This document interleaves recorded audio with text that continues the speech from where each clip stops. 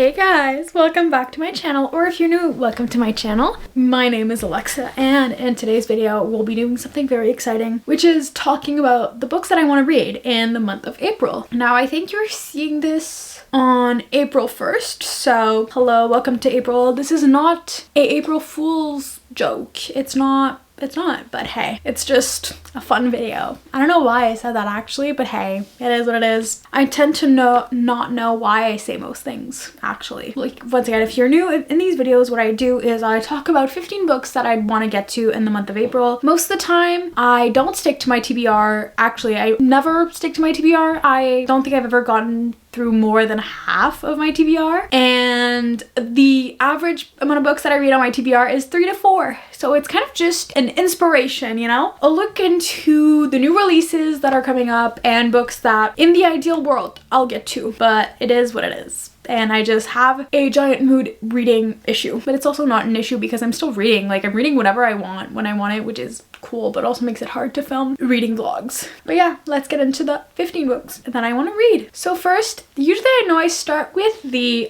physical TBR books, and then I switch on to the new releases and Kindle Unlimited and all those, like the books that I don't own basically. But this month I'm doing it differently. I want to start with the new releases, since April is basically just a giant month of new releases that I want to read. Originally I was gonna have 6, and then just now I realized that one of the books that I added to my TBR for this month actually is not releasing this month, and I don't even think like that they changed the release date. I think I was just completely delusional, and I was like, oh yeah, no, like Atmosphere by Taylor Jenkins Reid is releasing in April. No, it's not, it's June. Oh well. But yeah, first we have A Great Big Beautiful Life by Emily Henry. This one is so, like, I've heard mixed reviews about the people who are actually reading it on Threads. I haven't seen any actual reviews on like Instagram or TikTok. I've only seen Threads reviews, but I've realized that I need to stop like listening to book reviews and start really being like just making up my own opinions about books, because last time that I was like, oh, I don't know if it's gonna like live up to the reviews. It was with her, it was with Funny Story last year, because people were either loving it or hating it, but there was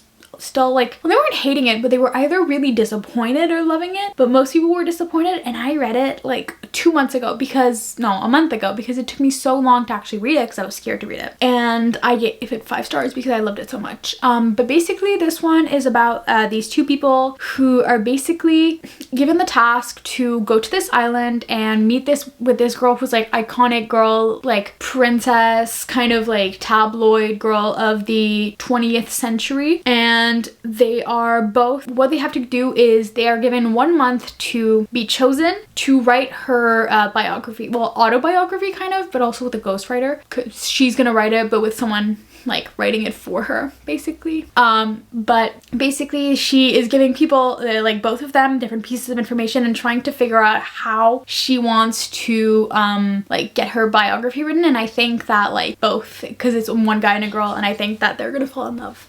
That was the worst summary I've given in my life ever. Also, if you ever hear noises in the background, my mom is putting things in the wall with a nail gun, so like there's just gonna be that every now and then because our house is a constant construction zone. But yeah, no, I'm really excited for it. And I just learned that I've loved every single Emily Henry book I've read. I think I've rated all of them 5 stars, and I just need to stop looking at other people's reviews. Stop looking at other people's reviews, because then it makes me scared and I go in with too many preconceived notions and then just get stressed. And it doesn't make it like a honest reading experience, because I have other people's opinions floating around in my head as I'm reading the book. Then we have Say You'll Remember Me by Abby Jimenez. I'm really excited. I think it's like a completely new series of hers, because I know she has a lot of like, she has basically 2 main series that have 3 books each, 3 books each. There's Life's Too Short. Wait, is it? Friend Zone,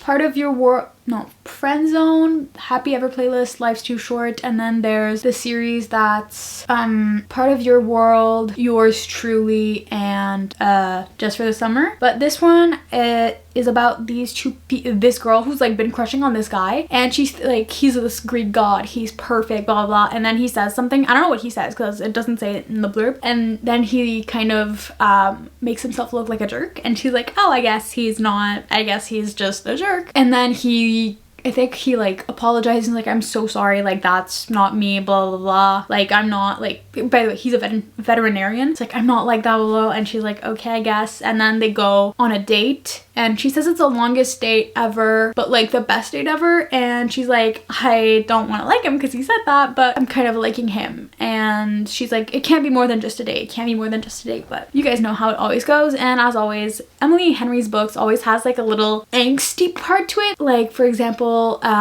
in Part of Your World, I like, that's the one that's like on the top of my head because I just finished it. In Part of Your World, one of the characters is like trying to I think she's either already divorced, no, she was engaged to this one guy who's like was really toxic and emotionally abusive, and then she's trying to like to get away from that, but everyone's like, oh, but he's such a great person, but like they're all fake, and they're like, they only want him to be with her, they only want her to be with him because he's great for the status and for the family, and he's like this like huge surgeon, but she's like, no, I want to be with this guy who lives in a small town, who's the mayor, who's like the cute guy. So like there's this whole thing, and she's going through her own stuff with like the ex trying to like manipulate her and all that. So it's just like she's going through her own thing on the side, and there's a relationship, so like there's always that little like angsty thing on the side that both characters are dealing with on their own, and the main couple, yeah, I literally just repeated that twice. Then we have Watch Me by Tahara Mafi. This one is the first book in the Shatter Me spin-off series. Now,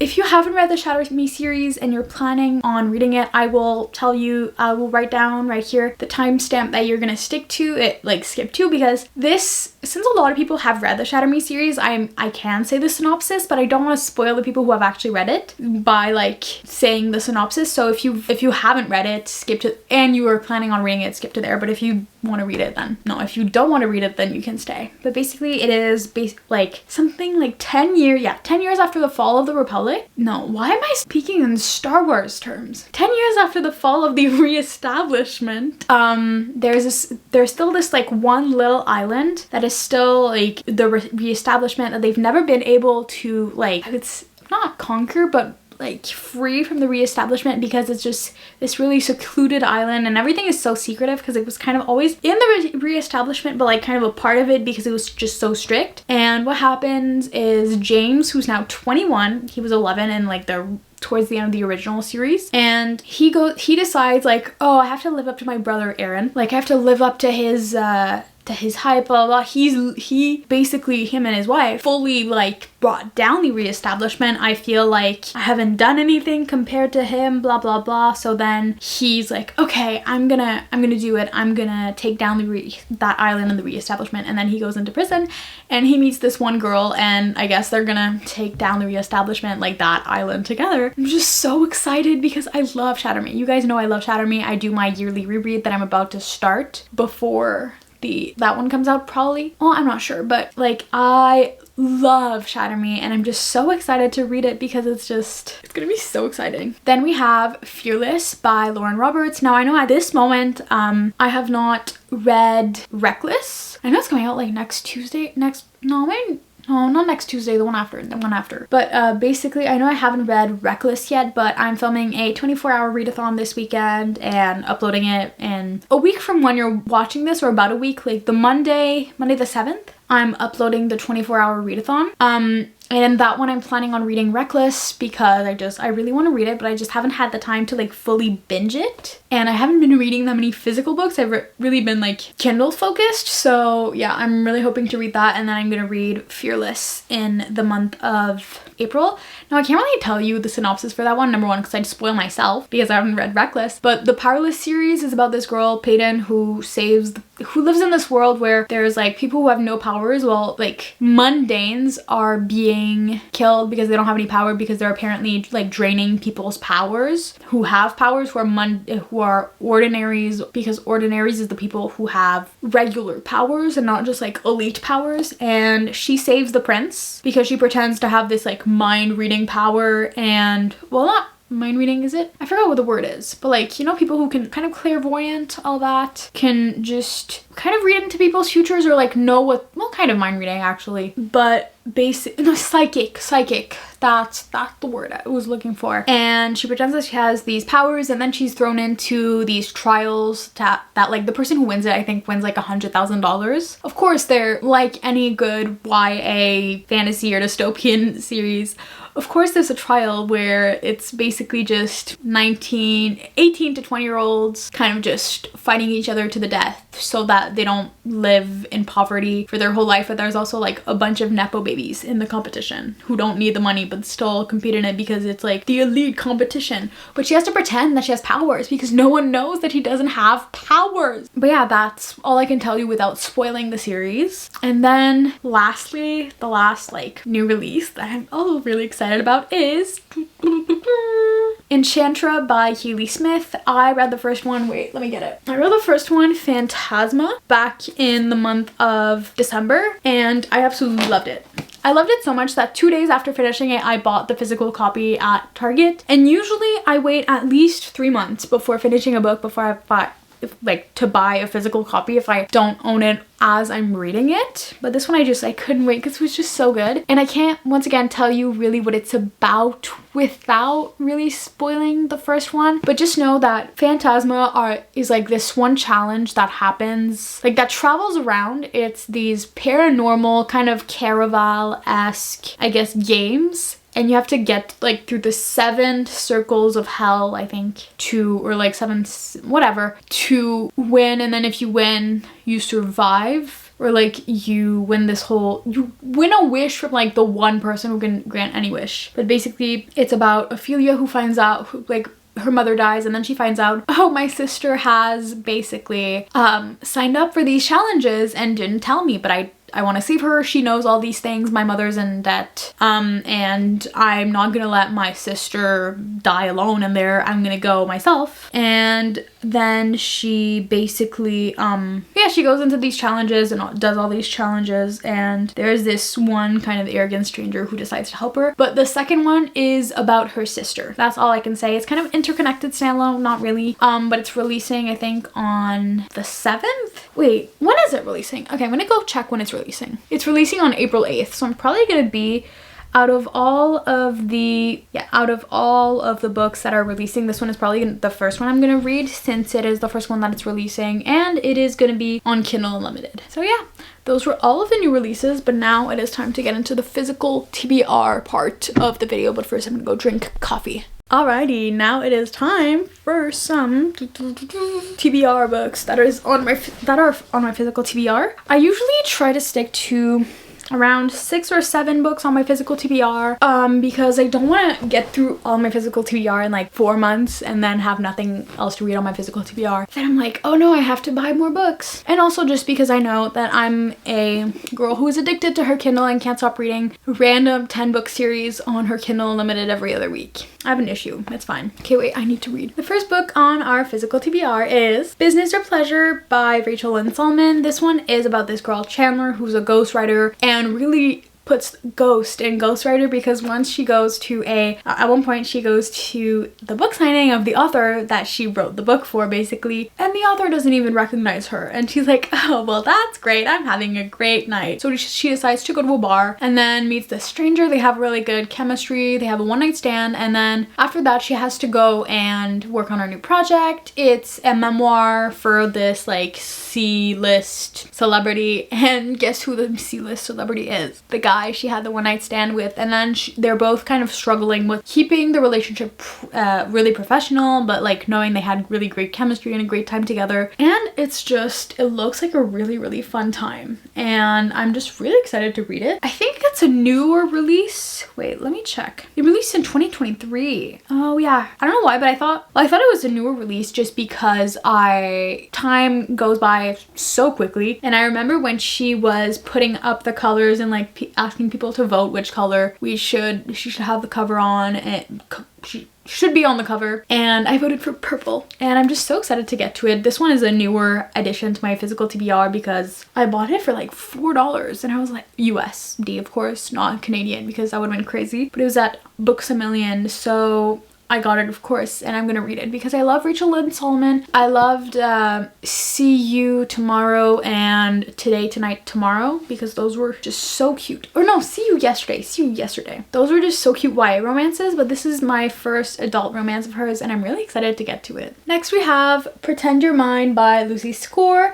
This one as well is a newer addition to my physical TBR. I love Lucy Score. One of my favorite series of all time is the Knockmount series by her, and I didn't necessarily love the Maggie Moves On book, but every other book I've read by her I've loved, and this one I'm really excited about. It's about this guy Luke, who's kind of like his hometown hero. He's a part of the National Guard, and he's about to get deployed in like not too long, and then he meets this girl and like they get along, and then he realizes, oh my god, she's perfect to have like a decoy, because his family will not get off his back about like him getting married, having a girlfriend, like, you know, finding someone, and he's like not interested in that yet. He's not ready to settle down. So he's like, wait, you're gonna be my fake girlfriend? And she's like, what? And he's like, yeah, I don't know, until like I'm deployed, this is gonna be perfect, you're gonna be my fake girlfriend, and then you can just go live your life. And she's like, okay, I guess. And she was on her way kind of like to have a new life, a bit like new beginnings, and she was like, oh well, settling in a small town doesn't sound too bad, so she goes along with it. And just, I'm guessing it's a whole fake dating where at some point the fake part of the fake dating starts to not feel so fake and starts to feel a lot real, like very real, and then lines blur, and it just makes an amazing book where both characters are pining for each other in each of their respective point of views, but they won't do anything about it because they're like, oh, it's just faking. Like the other one knows that it's just faking, even though the other one really doesn't know that it's just faking and is like, what is real, what is fake? And yeah, that's basically how all fake dating books go. I know it's very similar, but they're just so good, and I will read books with that same exact like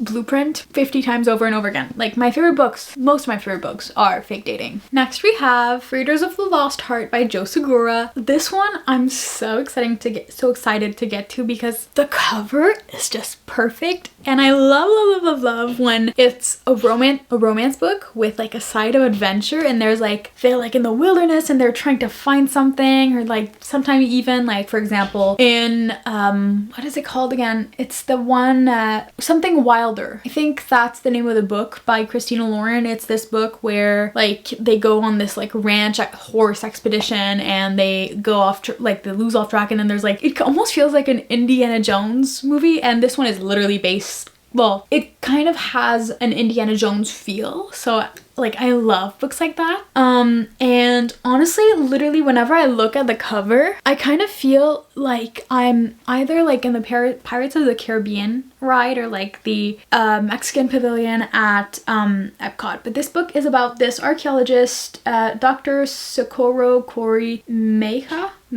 who has basically like, she's trying to find these the long lost remains of her ancestor who was an ancient warrior of the Aztec Empire. Like she's been trying to find it for her whole life, and then all of a sudden she's invited to this like all expenses paid day, like archaeological dig. I don't even know how to speak anymore. Archaeological. Anyways, an archaeologist's dig, and to do literally just that, and she's like, oh well, this feels too good to be true. Turns out it is, because it's run by her nemesis, like her enemy, rival, whatever, but here's written disgustingly handsome rival, Dr.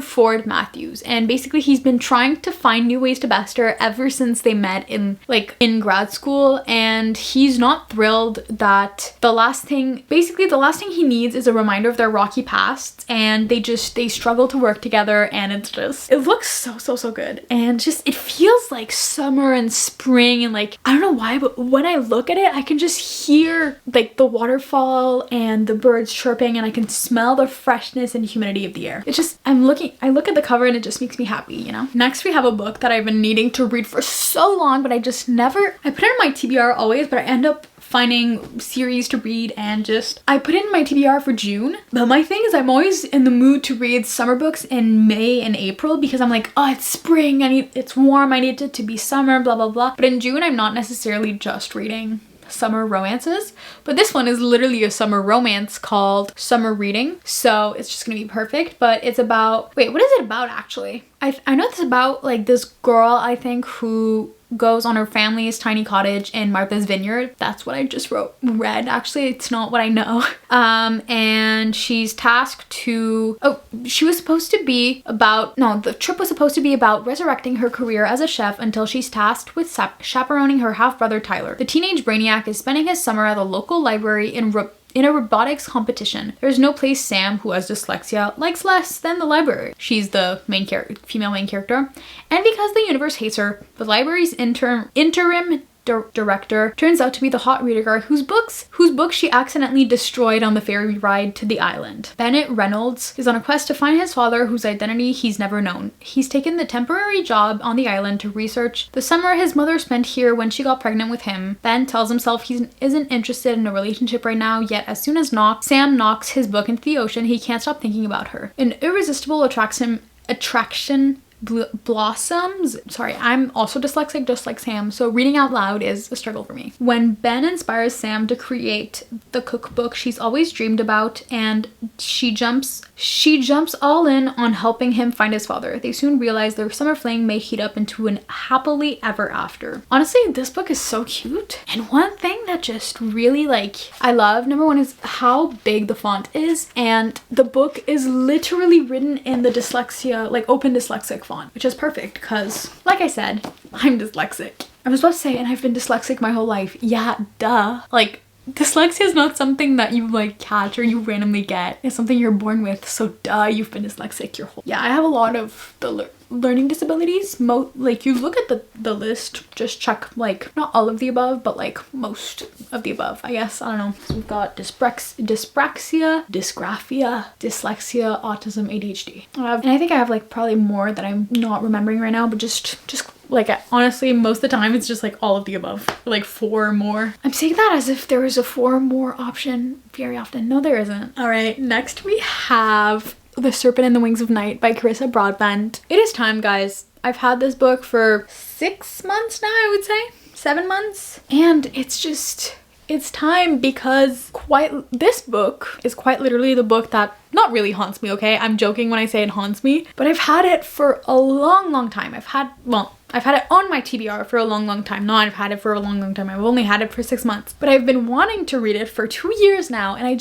it's never happened. And now I'm happy because it's traditionally published and I get to read them easier, but they're still on Kindle Unlimited. But now it's time I read this series. I've been wanting to read it forever, and it looks so good, but I never read it. And it's not too long. It's 400 and something pages, and I feel it's gonna be easily bingeable. Now, the font, I will say the font is kind of small, so I might switch between this one and my Kindle. But I really want to get into the series, and I know that there's 5, 6 books out right now in the universe of this book, and there's also the whole Daughter of No Worlds book series that I really want to read. So I just really need to get into this author's series, and I think it's about this one is about this girl's. Okay, I'll read you the one sentence blurb. I won't read the full blurb, but it's just set, it is one sentence. So it says, for humans and vampires, the rules of survival are the same. Never trust, never yield, and always guard your heart. And I think it's about this girl who's a human, but she's adopted by the vampire king, and then she's put into these trials, and there's this guy who she kind of starts to fall for, but there's a whole thing about how you're most likely gonna die if you fall in love, because you most likely have to kill everyone else. I don't know if it's a whole Hunger Games type of thing, but it's just there's these trials and you have to guard your heart. That's the one unspoken rule. So, and of course she's most likely gonna not guard her heart and fall in love, because if it says guard your heart, don't fall in love in the blurb, chances are there's gonna be some fall in love. And lastly, we have a book that I'm so excited to read, and it is The Rom-Con by Devin Daniels. This one is about this girl. Okay, put it so many times in my TBR, and I've like read the synopsis so many times that I can basically like memorize it. It's about this girl who has so much trouble with dating, and her grandma gives her this guide that's called, it's like a 1950s dating guide, and it's called 125 tips to hook a husband. And she decides to turn that like retro article, book, whatever, into a column of like what not to do while dating, and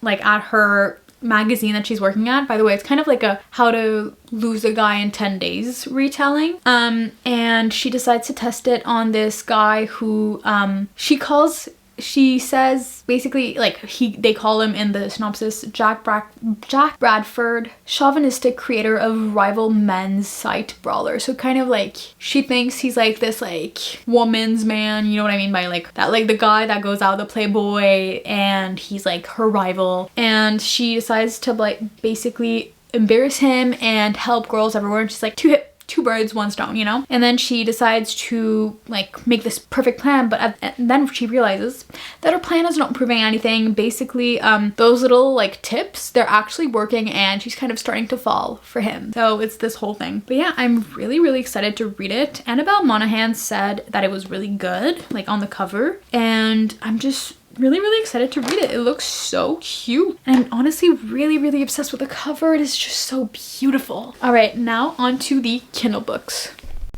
Okay, now for the basically like the Kindle Unlimited books that are on my TBR.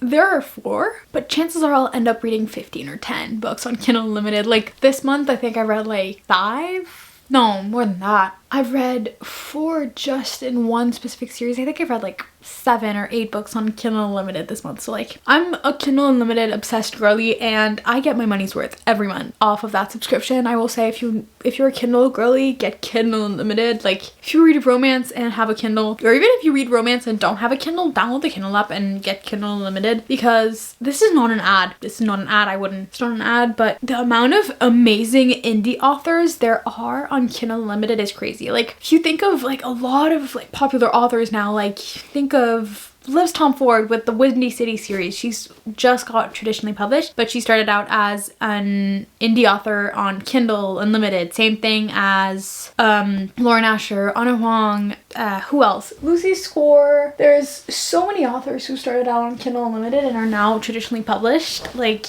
the amazing authors that are on there, and also a lot of like popular books are on there. To get into the books, the first book we have is In a Rush by Kate Canterbury. Now, if you remember, I think I did a trying to swap my reading time with screen time. No, my screen time with reading time, not my reading time with screen time. I think I ended up posting it. I don't know. I just know that I didn't succeed like swapping the time. But one book that I found during that one was In a Jam by Kate Canterbury. And I just found out that the sequel to In a Jam came out recently. It's In a Rush, and it's basically about this guy who's been in love with his best friend for forever. And when they were like in their early teens, they both decided to make a marriage pact of like, oh, if we're still single by like, I don't know, the age of 30, we're gonna get married. And he's still in love with her, but she is not, I guess, in love with him. And then at one point she had like, and then it's his 30th birthday. He remembers the marriage pact, but like she doesn't remember it at all. Like, but him, it's the only thing he can think about. He's been in love with her his whole life. So of course he remembers the marriage pact, and basically the perfect opportunity pops up in front of him, because she is the bridesmaid in a wedding where her cheating ex is gonna be the groomsman. I know, the best man. And then she's like, I can't go alone to this wedding, blah, blah, blah. And then she's like, can you go to this wedding with me? Like, can you pretend to be my date, blah, blah. He's like, I'll do you one better. I'll be your fake husband. We'll make him jealous, like revenge husband. And she's like, oh my God, yeah, that's such a great idea. And he's like, okay, now I gotta make her fall in love with me. So it's just, and he's also, by the way, like the best NFL player. So like, he's like this famous dude, but he's like pining after her. And it's just this whole thing where like, he's trying to make her fall in love with him, and he's like, we're gonna get fake married, and then they do. So I'm just really excited to read that one. It sounds perfect, and I love myself a delusional man. I love in the book when he's been obsessed with her forever. Like, it's one of my favorite tropes in books ever. So I just feel like I'm gonna love it, and I loved In a Jam. All right, next we have Cash by Jessica Peterson. This one is a cowboy romance about this girl who like used to live on this ranch with her dad and her family, but then moved to the city when she grew up, and then all of a sudden her dad, who she's not really close to anymore, like her mom's already dead I think, and her dad dies and she inherits the ranch, so she kind of has to go and live there, and she doesn't really want to, but she's still gonna do it because she wants to start this business and she's gonna use the money from the ranch to do it, and then like she's gonna make profit with the ranch. And then she moves to the town that has like, you know, like population 1,000, and she doesn't really leave like the ranch much. She doesn't really like the small town life, but then there's the ranch hand, like the guy who takes care of the ranch. She kind of hates him, and he's this like really grumpy, like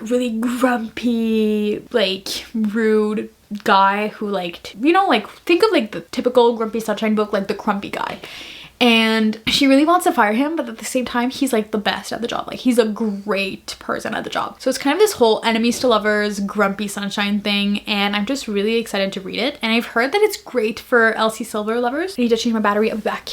All right, I'm back. Sorry, my camera battery died. But yeah, basically I've read that it's perfect for Elsie Silver fans, and you guys know I'm an Elsie Silver fan. I've read most of her books. I'm only missing 3 books in the Gold Rush Ranch series. So I love Elsie Silver so much, and I really need to read this book, because if I can find a new author that I love, of course I'm going to try to find that new author. Next we have On Wings of Blood by Briar Boylan. I don't know how to pronounce the author's name, but it is the first book in the Bloodwing Academy series, and I don't know much about it. Like I think I've seen maybe 3 people read it, and I was like, okay, I'm gonna jump on that bandwagon, not bagwagon. I'm gonna jump on that bandwagon because if there's a new romantasy book that is trending, of course I'm gonna read it. I did that same thing with Fourth Wing back in early to mid 2023. I'm gonna do the same thing with this one. And literally the book, in the description they said it is perfect for fans of ACOTAR, Harry Potter, Fourth Wing, and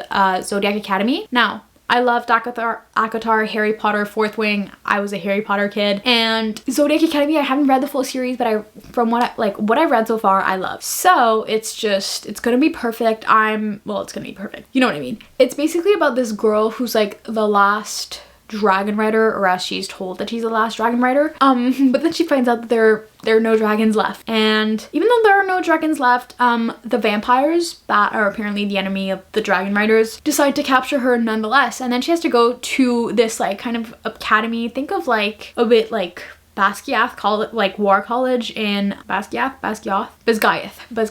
in Fourth Wing. It's kind of like that, and then she hates the vampires, blah blah blah, and then she meets this vampire. Like, it's a romantasy, of course there's gonna be another vampire, but I'm really excited to read it. The cover is stunning, I will say, and apparently the sequel's really good. I think there's a sequel. Imagine I'm saying apparently the sequel's really good, but there's no sequel. Well, this one came out last year. Okay, yeah, the sequel is out. It released in December. Oh my god, the first book October, second book December. Okay, yeah, there's the second book, but the third book is coming out in June. Apparently there's a huge cliffhanger at the end of the first book, so I might read at the end of the second book, I might read the second book in May if I really like the first book, so that I can like space it out and then not die because there's a huge cliffhanger. But I'm really excited to read that book. You guys know I love a good fantasy. I've really been back in my fantasy era. I try to like keep a good balance between fantasy and romance because I still love a good like contemporary romance, and I'm happiest when I have a balance of both, because when I just read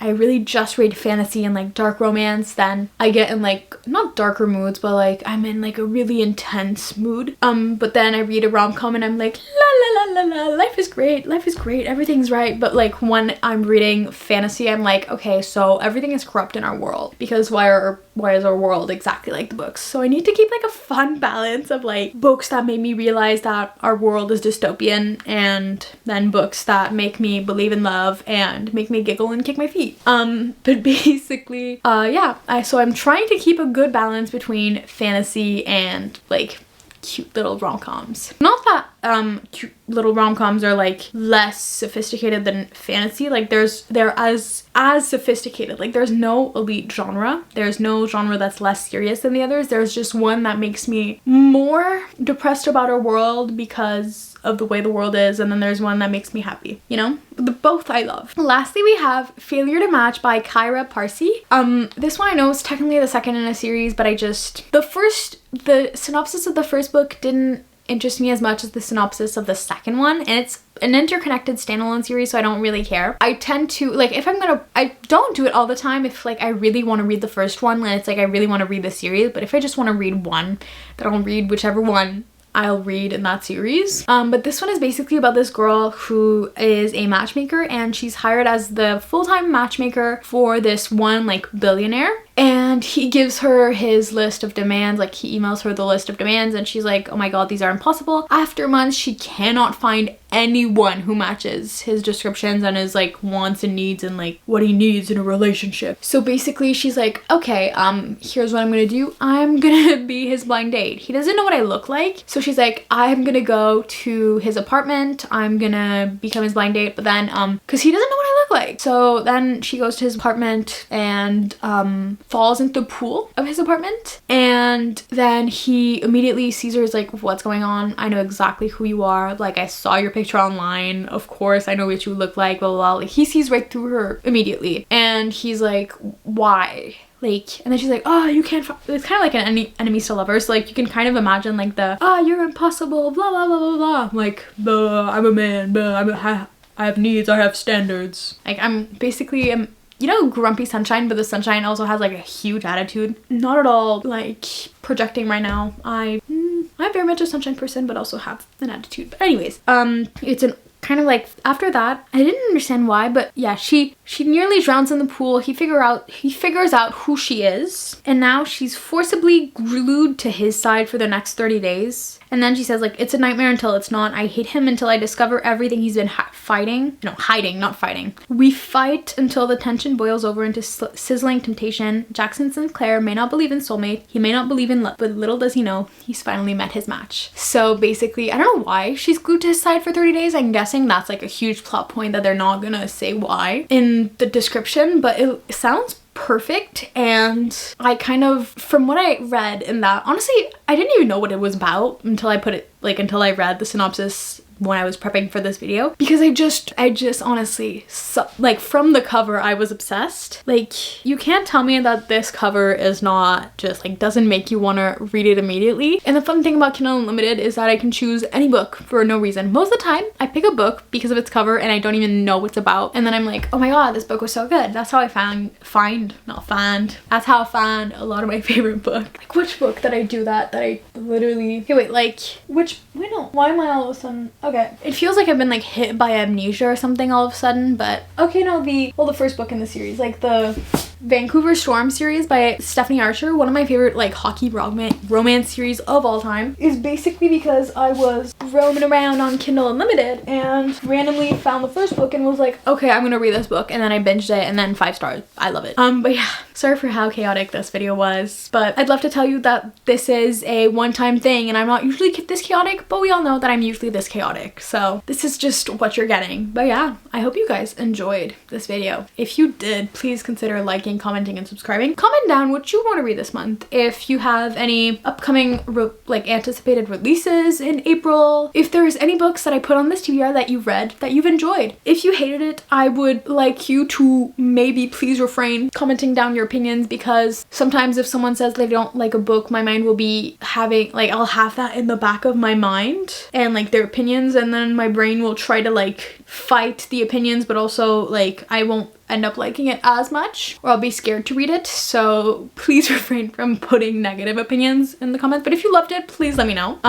And yeah, I hope you guys have a nice rest. Oh no, wait, I forgot to mention something. Go follow me on my other socials if you want to have more of my content. I'm on Instagram, TikTok, all of the platforms, and it is all in the description. And I love you guys, and as always, I will see you guys in the next video, and I love you. Bye.